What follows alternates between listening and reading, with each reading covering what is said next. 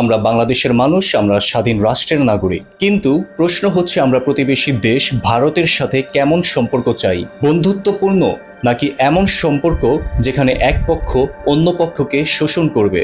কিন্তু সম্পর্ক যদি হয় পারস্পরিক সম্মানের, সমান মর্যাদা এবং বন্ধুত্বের মতো, তাহলে আমি একমত। কিন্তু সম্পর্ক যদি এমন হয় ভারত আমাদের দেশকে তাদের একটি প্রদেশ ভাবে, আমাদের বাজার দখল করে, আমাদের রাজনৈতিক অভ্যন্তরীণ বিষয়ে হস্তক্ষেপ করে, তাহলে স্বাভাবিকভাবেই সেই সম্পর্ক আর বন্ধুত্ব থাকে না, সেটি হয়ে যায় প্রভুত্ব।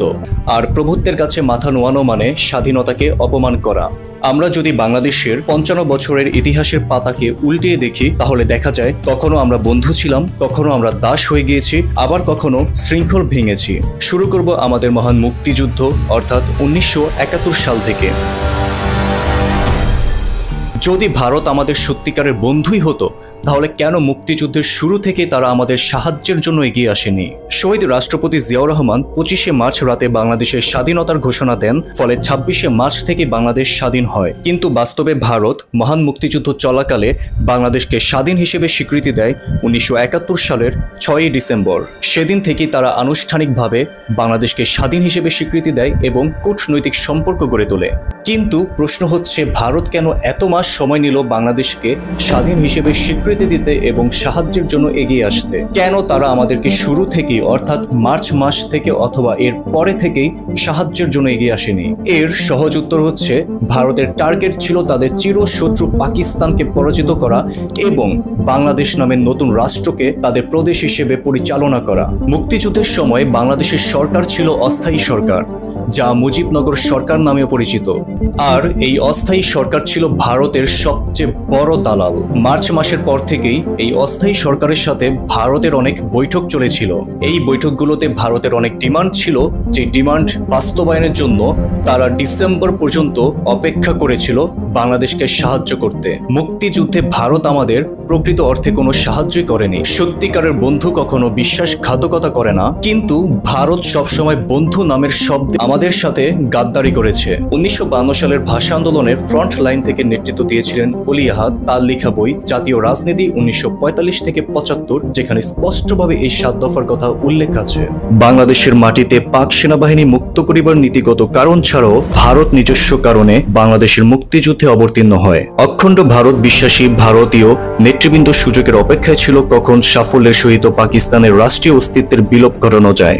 মুক্তিযুদ্ধ চলাকালীন সময়ে অক্টোবর মাসে প্রবাসী বাংলাদেশ সরকার ভারত সরকারের সাথে প্রতিরক্ষা, পররাষ্ট্র, প্রশাসনিক, সামরিক ও বাণিজ্য সমঝোতা বিষয়ে ৭ দফা গোপন চুক্তি সম্পাদনা করেন। সুতরাং সেই গোপন চুক্তি অনুযায়ী স্বাধীন বাংলাদেশ কাগজে কলমে বিশ্ব মানচিত্রে স্থান পাইলেও কার্যক্ষেত্রে ভারতের বংশগত রাষ্ট্রে পরিণত হইবে তাহা আর বিচিত্র কি? অস্থায়ী প্রেসিডেন্ট সৈয়দ নজরুল ইসলাম ও প্রধানমন্ত্রী তাজউদ্দিন আহমেদ সরকার ১৬ ডিসেম্বর বাংলাদেশের অভ্যুদয় হওয়া সত্ত্বেও ভারতের মাটি হইতে ঢাকায় পদার্পণ করেন ২০শে ডিসেম্বর। ইহা এক অভাবনীয় ও অচিন্তনীয় ঘটনা। শুধু তাই নয়, স্বদেশের মাটিতে প্রত্যাবর্তন করিয়াই প্রধানমন্ত্রী তাজউদ্দিন আহমেদ সরকার ১ জানুয়ারি ১৯৭২ সালে এক আদেশে বলে বাংলাদেশের মুদ্রামান শতকরা ৬৬% হ্রাস করেন। উল্লেখ্য যে এই সময় পর্যন্ত বাংলাদেশের মুদ্রামান ছিল ভারতীয় মুদ্রামান হইতে অনেক বেশি।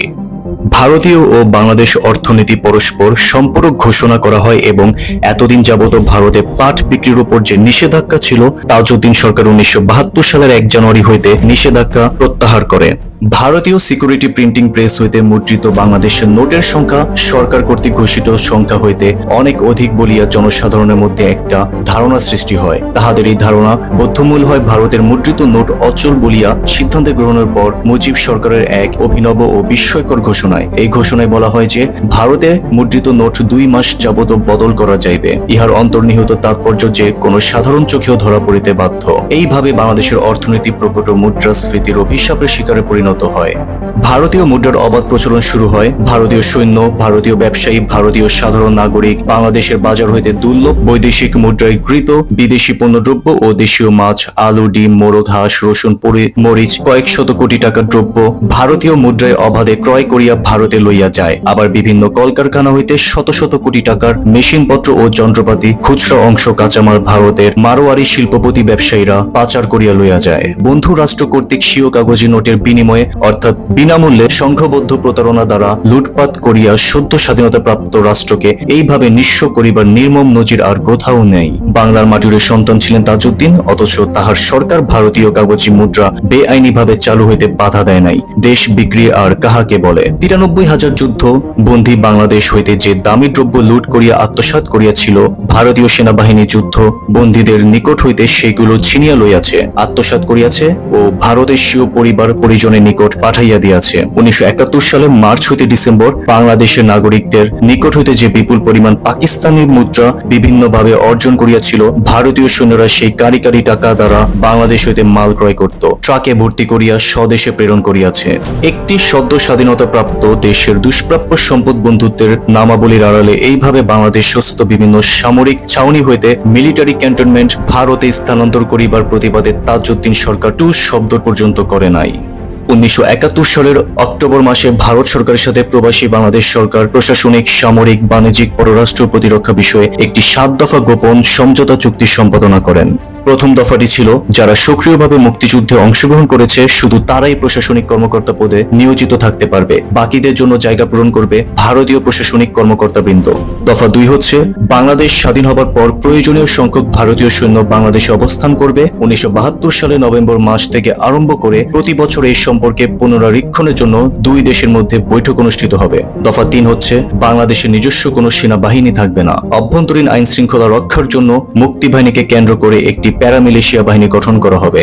দফা 4 হচ্ছে, সম্ভাব্য ভারত পাকিস্তান যুদ্ধ অধিনায়কত্ব দেবেন ভারতীয় সেনাবাহিনীর প্রধান এবং যুদ্ধকালীন সময়ে মুক্তি বাহিনী ভারতীয় বাহিনীর অধিনায়কত্বে থাকবে। দফা 5, খোলা বাজার ভিত্তিতে চলবে 2 দেশের বাণিজ্য, তবে বাণিজ্যের পরিমাণের হিসাব নিকাশ হবে বছরওয়ারি এবং যা প্রাপ্য সেটা স্টার্লিং এ পরিশোধ করা হবে। দফা 6, বিভিন্ন রাষ্ট্রের সঙ্গে বাংলাদেশের সম্পর্কের প্রশ্নে বাংলাদেশ পররাষ্ট্র মন্ত্রণালয় ভারতীয় পররাষ্ট্র মন্ত্রণালয়ের সঙ্গে যোগাযোগ রক্ষা করে চলবে এবং যতদূর পারে ভারত বাংলাদেশকে এ ব্যাপারে সহায়তা করবে। দফা 7, বাংলাদেশের প্রতিরক্ষা বিষয়ের দায়িত্ব গ্রহণ করবে ভারত। মুজিবনগর সরকার এভাবে ভারতের দালালি করতে থাকে এবং ভারত সত্যিকার অর্থে বাংলাদেশকে তাদের একটি অঙ্গ রাজ্য হিসেবে মেনে নেয়। এবার আসি বাকশাল মুজিবের আমলে। মুজিবের সময় 1974 সালে বাংলাদেশে এক ভয়াবহ দুর্ভিক্ষ হয়েছিল। সেই দুর্ভিক্ষে কত মানুষ মারা গিয়েছিল তা নিয়ে ভিন্ন মত রয়েছে। সরকারি হিসেবে মৃত্যুর সংখ্যা ছিল প্রায় 26,000-এর মতো, তবে অধিকাংশ স্বাধীন গবেষণা ও আন্তর্জাতিক বিশ্লেষণে এই সংখ্যা অনেক বেশি ধরা হয়। এক গবেষণায় মৃত্যুর পরিমাণ 4,50,000 থেকে 15 লক্ষ হিসেবে উল্লেখ করা হয়েছে। তবে এই দুর্ভিক্ষ হয়েছিল মুজিবের জন্য। তার দুর্নীতি, পাচার ও স্বজনপ্রীতির জন্য 74 সালে মানুষ না খেয়ে মারা গিয়েছিল। বিশ্ববিখ্যাত অর্থনীতিবিদ ও নোবেল বিজয়ী অধ্যাপক অমর্ত্য সেন তার বইয়ে 1974 সালে দুর্ভিক্ষ নিয়ে একটি সুন্দর বিশ্লেষণ করেছিলেন। 1974 সালে খাদ্যের জোগাড় আসলে আগের কয়েক বছরের তুলনায় বেশি ছিল। দুর্ভিক্ষ হয়েছিল মূলত বাজার নিয়ন্ত্রণের ব্যর্থতা, দুর্নীতি এবং রাজনৈতিক ক্ষমতাবানদের স্বার্থ রক্ষা করার কারণে। খাদ্যশস্য আমদানি ও বিতরণের পারমিট ছিল প্রধানত আওয়ামী লীগের ঘনিষ্ঠ ব্যবসায়ী ও নেতাদের হাতে। রেড ক্রসের ত্রাণ কার্যক্রম পরিচালনার দায়িত্ব ছিল গাজী গোলাম মোস্তফার হাতে, যিনি দুর্ভিক্ষ নিরসনে অত্যাবশ্যক ত্রাণ ও খাদ্য সামগ্রী আত্মসাৎ করেছিলেন বলে ব্যাপক অভিযোগ ছিল। মুক্তিযুদ্ধের পর বাংলাদেশের প্রশাসন ও অর্থনীতির উপর ভারতের প্রভাব ছিল প্রবল। যদি ভারত আমাদের সত্যিকারের বন্ধু হতো তাহলে কেন সেই সময় আমাদের খাদ্য সহায়তা দেয়নি? 1974 সালে দুর্ভিক্ষ কোনো প্রাকৃতিক দুর্যোগ বা খাদ্যের অভাবের ফল ছিল না, এটা ছিল রাজনৈতিক অদূরদর্শিতা, বাজার ব্যবস্থা ধ্বংস, দুর্নীতি এবং বিদেশি প্রভাবের সম্মিলিত ফল। এই দায়ে মুজিব সরকারের ভুলনীতি ও ভারতের কৌশলগত অবহেলা দুটোই মনোভাব বহন করে। ভারত আমাদের দেশ থেকে তাদের সৈন্যগুলো সরিয়ে নেয় এবং বিনিময়ে রক্ষী বাহিনী প্রতিষ্ঠা করে। ভারত মুজিবকে এই বুঝ দেয় যে রক্ষী বাহিনী তার বিশ্বস্ত হিসেবে কাজ করবে। রক্ষী বাহিনীর কাঠামো গঠনে ভারতীয় নীতি নির্ধারকদের সাথে পরামর্শ হয়। ভারতের বিএসএফ এবং সিআইএ এর মডেল অনুসারে রক্ষী বাহিনী সাজানো হয়। প্রথম দফায় প্রশিক্ষণ হয় ভারতে, বিশেষ করে পশ্চিমবঙ্গ ও বিহারে কয়েকটি ক্যাম্পে। ভারতীয় সেনা, বিএসএফ এবং র কর্মকর্তারা সরাসরি ট্রেনার হিসেবে কাজ করেন। রক্ষী বাহিনীর ফলে বাংলাদেশের অভ্যন্তরীণ নিরাপত্তা ব্যবস্থায় ভারতের প্রভাব বেড়ে যায়। 1974 থেকে 75 সালের দ্য টাইমস লন্ডন পত্রিকায় প্রকাশিত কিছু প্রতিবেদনে উল্লেখ ছিল যে বাংলাদেশের রক্ষী বাহিনী রাজনৈতিক বিরোধীর ওপর অবাধ হিংসা চালাচ্ছে, গুম, আটক ও নির্যাতনের ঘটনা ঘটছে, যা রাষ্ট্রীয় স্তরে নির্যাতনের ছক কষা হয়েছে। 1975 সালে শেখ মুজিবের মৃত্যুর পর রক্ষী বাহিনীকে বিলুপ্ত করা হয়, কারণ এটি ছিল তার ব্যক্তিগত সামরিক বাহিনী। 1972 সালের 19শে মার্চ শেখ মুজিবুর রহমান ও ইন্দিরা গান্ধীর মধ্যে স্বাক্ষরিত 25 বছরের মেয়াদী চুক্তি, যা ইন্দিরা মুজিব চুক্তি নামে পরিচিত, যা দুটি দেশের মধ্যে বন্ধুত্ব, সহযোগিতা ও শান্তির সম্পর্ক প্রতিষ্ঠার উদ্দেশ্যে ছিল। তবে বাস্তবতা ছিল ভিন্ন, কারণ এই চুক্তির কিছু শর্ত বাংলাদেশের জন্য ক্ষতিকর হিসেবে প্রমাণিত হয়েছে। বিশেষ করে ফারাক্কা ব্যারেজ নির্মাণের ফলে গঙ্গা নদীর পানি বাংলাদেশের দক্ষিণ পশ্চিমাঞ্চলে প্রভাবিত হতে বাধাগ্রস্ত হয়, যা কৃষি, মৎস্য ও পরিবেশের নেতিবাচক প্রভাব ফেলে। ফারাক্কা বাঁধের মাধ্যমে ভারতের কলকাতা বন্দরকে সেচ ও নাব্যত্ব নিশ্চিত করার জন্য 40,000 কিউসেক পানি সরিয়ে নেওয়া হয়, যার ফলে বাংলাদেশের নদী ও জনসম্পদ সংকটে পড়ে। মাওলানা আব্দুল হামিদ খান ভাসানী 1976 সালের 16ই মে ফারাক্কা বাঁধের বিরুদ্ধে একটি ঐতিহাসিক লং মার্চের নেতৃত্ব দিয়েছিলেন। এই লং মার্চ রাজশাহীর মাদ্রাসা মাঠ থেকে শুরু হয়ে চাপাই নবাবগঞ্জের কনসার্ট পর্যন্ত প্রায় 50 মাইল দীর্ঘ হয়। ভাসানী এই আন্দোলনের মাধ্যমে ভারতের ফারাক্কা বাঁধের কারণে বাংলাদেশের গঙ্গা নদীর পানি বাধাগ্রস্ত হয় এবং এর ফলে দেশের কৃষি, মৎস্য ও পরিবেশের উপর পড়া নেতিবাচক প্রভাবের বিরুদ্ধে প্রতিবাদ জানান। এই লং মার্চ বাংলাদেশের নদী ভিত্তিক জনগণের অধিকার প্রতিষ্ঠার প্রথম জাতীয় আন্দোলন হিসেবে স্মরণীয়। বঙ্গবন্ধু শেখ মুজিবুর রহমানের ভারতপ্রেমী নীতির কারণে ফারাক্কা বাঁধ ভারতের একটি হাতিয়ার হয়ে দাঁড়ায়। ভারতের পক্ষ থেকে ফারাক্কা বাঁধকে জলবৈপ্লবিক অস্ত্র হিসেবে ব্যবহার করে বাংলাদেশের গঙ্গা নদীর পানি ইচ্ছে মতো আটকে রাখা ও ছেড়ে দেওয়া হচ্ছে, যা বাংলাদেশের কৃষি, মৎস্য ও জনজীবনে মারাত্মক প্রভাব ফেলে। 1975 সালের 15ই আগস্ট মুজিবকে জয় বাংলা করা হয় এবং সারা দেশে মিষ্টি বিতরণ করা হয়। কিন্তু ভারতের মনে কোনো আনন্দ ছিল না, কারণ ভারতের প্রধান হাতিয়ারই ছিল এই মুজিব। অন্যদিকে ভারতের জন্য আরেকটি উদ্বিগ্নের কারণ হয়ে দাঁড়ায় প্রেসিডেন্ট জিয়াউর রহমান। প্রেসিডেন্ট জিয়াউর রহমান আমাদেরকে শিখিয়েছেন বাঙালি ও বাংলাদেশি এই দুটো শব্দের মধ্যে পার্থক্য। তার জাতীয়তাবাদী ও ইসলামী নীতি ভারতের জন্য দুঃখ হয়ে দাঁড়িয়েছিল। জিয়াউর রহমান আমাদেরকে শিখিয়েছেন কিভাবে ভারতের গোলামি ছাড়া বাংলাদেশকে এগিয়ে নেওয়া সম্ভব। জিয়াউর রহমান ভারতের সঙ্গে দূরত্ব বজায় রাখতেন এবং ভারতের আঞ্চলিক প্রভাববাদের বিরুদ্ধে সতর্ক থাকতেন। তিনি বাংলাদেশকে একটি নিরপেক্ষ ও ইসলামিক রাষ্ট্র হিসেবে প্রতিষ্ঠা করার চেষ্টা চালিয়েছিলেন, যেখানে অন্য কোনো একটি দেশের প্রভাব বাংলাদেশের রাজনীতিতে বা অর্থনীতিতে আধিপত্য বিস্তার করবে না। জিয়াউর রহমান মুসলিম বিশ্বের সাথে ঘনিষ্ঠ সম্পর্ক গড়ে তুলেছিলেন, বিশেষ করে মধ্যপ্রাচ্যের দেশগুলোর সাথে কূটনৈতিক ও অর্থনৈতিক যোগাযোগ বৃদ্ধি করেছিলেন। তিনি OIC-এ বাংলাদেশের যোগদান নিশ্চিত করে মুসলিম ঐক্যের পক্ষে কাজ শুরু করেন। জিয়াউর রহমানের শাসনামলেই বাংলাদেশ চীনের সাথে সম্পর্ক গড়ে তোলে। চীন তখনকার সময় থেকেই ভারতের বিরুদ্ধে অবস্থান নেয় এবং বাংলাদেশের সাথে কূটনৈতিক সম্পর্ক গড়ে তোলে। জিয়াউর রহমানের জনপ্রিয়তা এবং রাজনৈতিক শক্তি তাকে একটি স্বাধীন ও আত্মনির্ভরশীল বাংলাদেশের প্রতীক বানিয়েছিল, যা ভারতের রাজনীতিতে হুমকি হিসেবে বিবেচিত হয়। সার্বিকভাবে জিয়াউর রহমানের নেতৃত্ব বাংলাদেশকে ভারতের প্রভাব থেকে মুক্ত করে এবং একটি স্বাধীন ও বৈচিত্র্যময় পররাষ্ট্রনীতি প্রতিষ্ঠায় গুরুত্বপূর্ণ বহন করেছিল।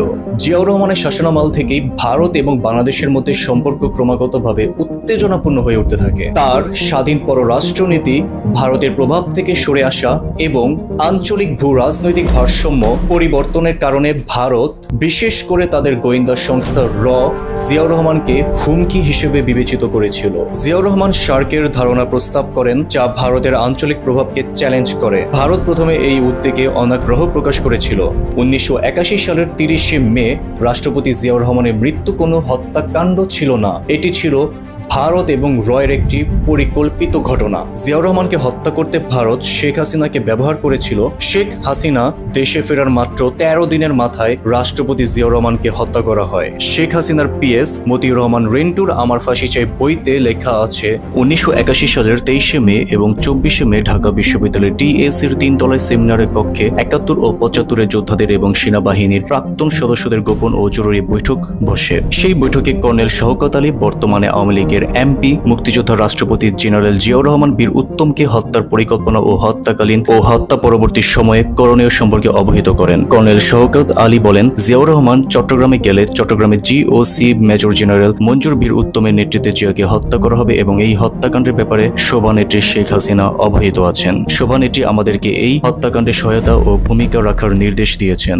আওয়ামী লীগ সভানেত্রী শেখ হাসিনা মাত্র কয়েকদিন হলো দেশে এসেছেন, এর মধ্যে তিনি এমন একটি নির্দেশ কিভাবে দিতে পারেন? প্রশ্ন করা হলে কর্নেল শওকত আলী বলেন, শেখ হাসিনা দেশের বাইরে অর্থাৎ ভারতে থাকাকালীন এই বিষয়ে অবহিত আছেন, অর্থাৎ ভারতের প্রেসক্রিপশনে জিয়াউর রহমানকে হত্যা করা হয়েছিল। আরো উল্লেখ আছে, ভারতে বসে স্বাধীনতার ঘোষক মুক্তিযোদ্ধা রাষ্ট্রপতি জিয়াউর রহমানকে হত্যার ষড়যন্ত্র পরিকল্পনা করে এবং 1981 সালের 30 মে তা বাস্তবায়িত করার অপরাধে শেখ হাসিনার ফাঁসি চাই। শুধু জিয়াউর রহমান নয়, বেগম খালেদা জিয়াও ছিলেন ভারত বিরোধী। তারা ভারতকে বন্ধু ভাবত, কিন্তু কখনো প্রভু নয়। খালেদা জিয়া ভারতের ফারাক্কা প্রকল্প নিয়ে উদ্বেগ প্রকাশ করেছিলেন। 2016 সালে খালেদা জিয়া বাংলাদেশে অনুষ্ঠিত একটি আলোচনা সভায় অভিযোগ করেন যে ভারত খরার সময় গেট বন্ধ রাখে এবং বর্ষার সময় গেট খুলে দেয়, যা বাংলাদেশে বন্যাকে আরো খারাপ করে তোলে। এটি বন্ধুত্বের সম্পর্কের সাথে কখনোই যায় না। তিনি বিশেষভাবে ফারাক্কা বাঁধ, সীমান্তে অবৈধ প্রবেশ এবং পানির ন্যায্য বন্টনে ভারতের একতরফা সিদ্ধান্তের বিরুদ্ধে তিনি সব সময় সোচ্চার ছিলেন। কিভাবে বাংলাদেশের পরিধি আমি বাড়াবো, সীমানাকে আমি বাড়াবো, this is a priority to me. ভারতের সংবাদপত্র ইন্ডিয়া টুডে এক প্রতিবেদনে উল্লেখ করে যে তারেক রহমান ইন্ডিয়া আউট আন্দোলনের পেছনে ছিলেন। শেখ পরিবার ভারতের প্রতি গভীর প্রেম ও আস্থাশীল। তারা ভারতকে প্রায় প্রভুর মতো মানেন এবং তার প্রতি কঠোর আনুগত্য দেখান। অন্যদিকে জিয়া পরিবার শক্তিশালী দেশপ্রেমিক, যারা বারবার উচ্চারণ করেছেন যে বিদেশে তাদের বন্ধু থাকতে পারে, কিন্তু কোনো দেশকে তারা প্রভু হিসেবে মেনে নেবে না। তবে জিয়াউর রহমানকে হত্যার পর থেকেই ভারত বাংলাদেশের উপর আবার প্রভাব ফেলা শুরু করেছিল।